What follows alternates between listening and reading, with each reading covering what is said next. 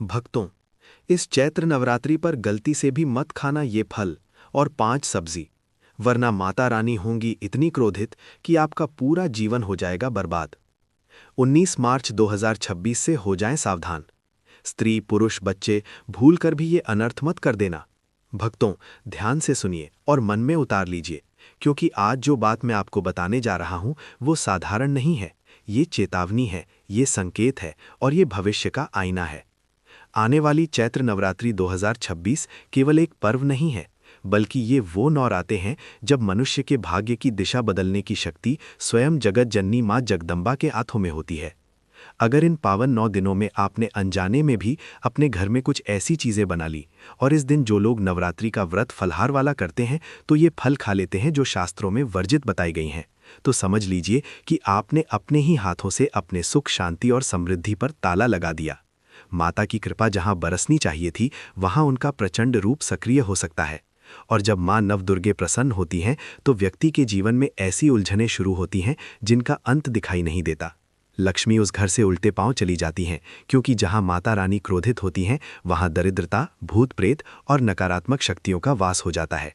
इसीलिए आज से ही अपने मन में ये तारीख लाल रंग से लिख लीजिए, 19 मार्च 2026। लेकिन भक्तों, तिथियां जानने से पहले आपके लिए ये जानना अत्यंत आवश्यक है कि आखिर सभी नवरात्रियों में चैत्र नवरात्रि का इतना विशेष महत्व क्यों है और इसकी कथा क्या है। हमारे शास्त्रों में मुख्य रूप से 4 नवरात्रि का वर्णन आता है, लेकिन चैत्र नवरात्रि का स्थान इन सब में सर्वोच्च माना गया है।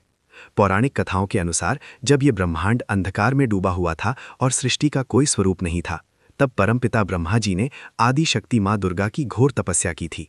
माता ने प्रसन्न होकर अपनी दिव्य ऊर्जा से ब्रह्मा जी को सृष्टि निर्माण की शक्ति प्रदान की। शास्त्रों में वर्णित है कि जिस दिन ब्रह्मा जी ने इस ब्रह्मांड की रचना प्रारंभ की, वो दिन कोई और नहीं बल्कि चैत्र मास के शुक्ल पक्ष की प्रतिपदा तिथि ही थी। इसीलिए चैत्र नवरात्रि केवल माता की पूजा का दिन नहीं है, बल्कि ये हमारे हिंदू नववर्ष का प्रथम दिन भी है। ये ब्रह्मांड के जन्म का उत्सव है। इस दिन माता दुर्गा का ये श्लोक जपना अत्यंत शुभ होता है। सर्व मंगल मांगल्य शिवे सर्वार्थ साधिके शरण्य त्रयंबके गौरी नारायणी नमोस्तुते। हे नारायणी, तुम सब प्रकार का मंगल प्रदान करने वाली मंगलमय हो, कल्याणदायिनी हो, सबके मनोरथों को सिद्ध करने वाली हो, तुम्हें मेरा बारंबार नमस्कार है। प्रिय भक्तों, बार चैत्र नवरात्रि की शुरुआत 19 मार्च 2026 से हो रही है और इसका समापन महानवमी व दशमी के साथ होगा। इस बार माता रानी किस सवारी पर आ रही हैं और किस सवारी से प्रस्थान कर रही हैं, ये जानना भी बहुत जरूरी है। शास्त्रों के अनुसार दिन के हिसाब से माता रानी की सवारी तय होती है। इस बार माता रानी पालकी पर सवार होकर आ रही हैं और उनका प्रस्थान गज हाथी पर होगा। हाथी पर विदाई अत्यंत शुभ मानी जाती है, जो ये दर्शाती है कि माता अपने साथ सारे कष्ट ले जाएंगी और धरती पर उत्तम वर्षा और धन धान्य की वर्षा करेंगी। ग्रहों की ऐसी विशेष स्थिति बन रही है जो सैकड़ों वर्षों में कभी कभी ही बनती है। इन 9 दिनों में पृथ्वी पर सकारात्मक और नकारात्मक शक्तियां दोनों अपने चरम पर होंगी। ऐसे में मनुष्य का हर कर्म, हर विचार और हर निवाला कई गुना प्रभाव डालता है। ये मत सोचिए कि केवल कलश स्थापना कर देने या मंदिर जाकर जोत जला देने से सब कुछ ठीक हो जाएगा। पूजा भी फल देती है जब जीवन की हर छोटी प्रक्रिया शुद्ध हो, और उसमें सबसे महत्वपूर्ण है भोजन। शास्त्र कहते हैं कि जैसा अन्न वैसा मन और जैसा मन वैसा भाग्य। नवरात्रि के 9 दिनों में ये सिद्धांत नियम बन जाता है। उस समय आदि शक्ति का तत्व वातावरण में व्याप्त रहता है। माता रानी सात्विकता की देवी है, उन्हें सात्विकता प्रिय है। अगर उन 9 दिनों में आपके घर की रसोई में तामसिकता प्रवेश कर गई तो वो दिव्य ऊर्जा आपके घर की दहलीज से ही लौट जाती है। बाहर से भले सब कुछ ठीक दिखे, लेकिन भीतर से जीवन खोखला होने लगता है। अचानक खर्च बढ़ने लगते हैं, बिना वजह नुकसान होने लगता है, घर में कलह बढ़ती है और मनुष्य समझ ही नहीं पाता कि आखिर गड़बड़ कहाँ हो रही है।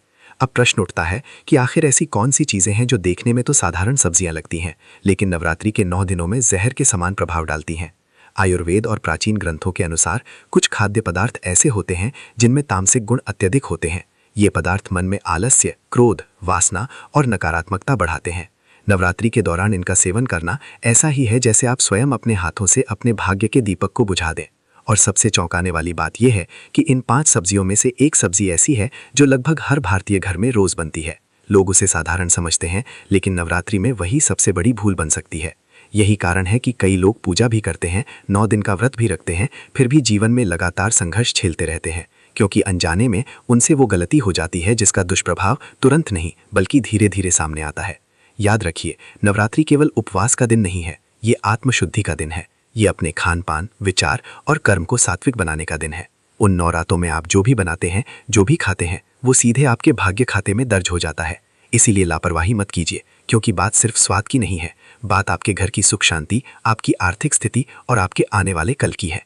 आगे मैं आपको विस्तार से बताने वाला हूँ कि वे कौन सी 5 सब्जियां हैं जिन्हें इन 9 दिनों में भूल कर भी रसोई में नहीं लाना चाहिए। ध्यान से सुनते रहिए, क्योंकि ये जानकारी आपको और आपके परिवार को बड़े संकट से बचा सकती है। उससे पहले हम ये जानते हैं कि जो लोग नवरात्रि के दिन फलाहार करते हैं, इस दिन कौन से फल खाना हमारे शास्त्रों में वर्जित बताया गया है। तो चलिए शुरू करते हैं।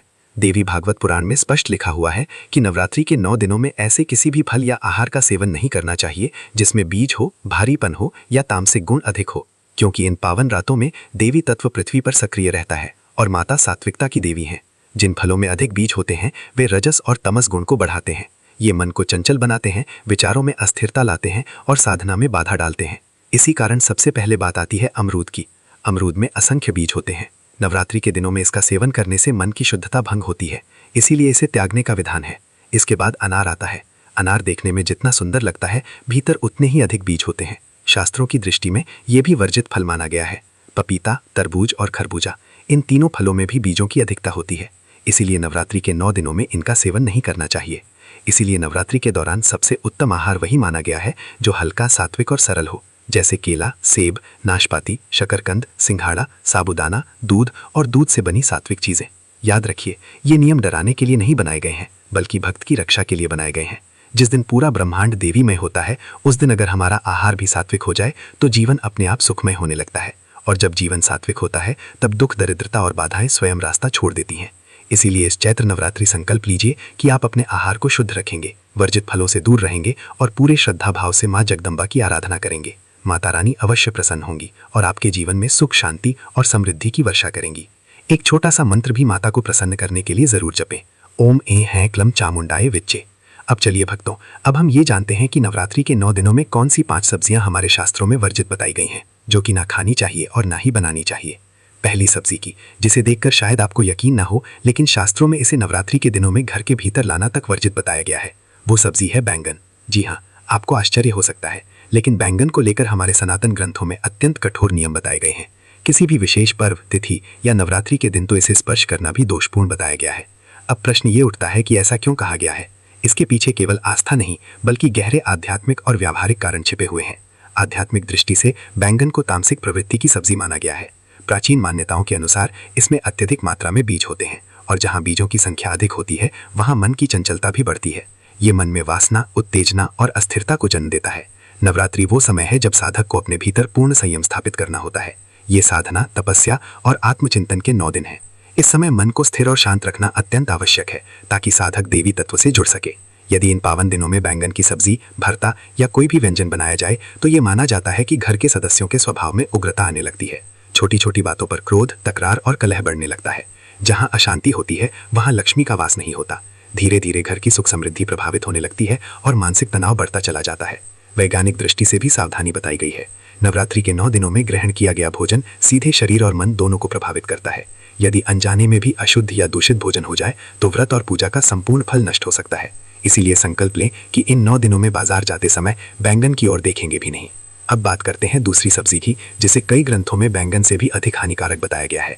ये सब्जी राहु के प्रभाव से जुड़ी मानी जाती है और साधना में बाधा उत्पन्न कर सकती है।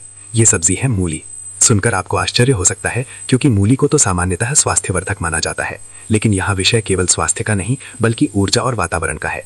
मूली तीव्र गंध वाली सब्जी मानी जाती है। शास्त्रों में कहा गया है कि जिस भोजन में अत्यधिक तीखी गंध हो, वो तामसिक और राक्षसी प्रवृत्ति का होता है। नवरात्रि की रातों में सूक्ष्म जगत में अनेक प्रकार की सकारात्मक शक्तियां सक्रिय रहती हैं। जब घर में मूली काटी या पकाई जाती है, तो उसकी गंध पूरे वातावरण में फैल जाती है और ये गंध सकारात्मक ऊर्जा को कमजोर कर देती है। घर का वातावरण भारी और अशांत हो जाता है। शास्त्रों के अनुसार माता को शीतल प्रकृति वाली वस्तुएं प्रिय हैं। मूली की तासीर उग्र मानी जाती है।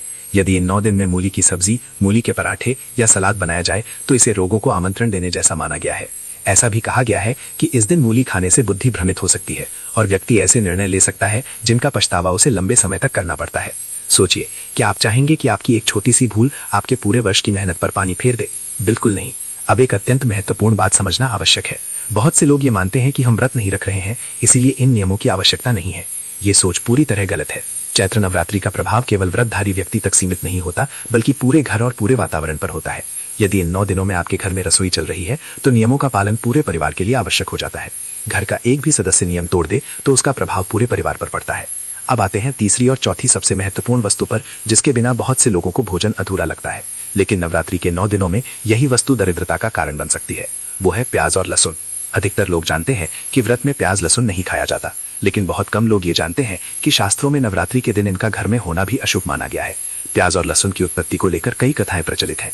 कहा जाता है कि असुरों के रक्त से प्याज और लहसुन की उत्पत्ति हुई। इसी कारण इनमें औषधीय गुण होने के बावजूद इनका स्वभाव तामसिक माना गया है। नवरात्रि के 9 दिनों में मनुष्य का शरीर ब्रह्मांडीय ऊर्जा को ग्रहण करने वाला केंद्र बन जाता है। इस समय तामसिक भोजन करने से शरीर में आलस्य, अज्ञान और क्रोध बढ़ता है। यदि इस दिन किसी भी सब्जी, पनीर या दाल में प्याज लहसुन का तड़का लगाया जाए तो ये माना जाता है कि व्यक्ति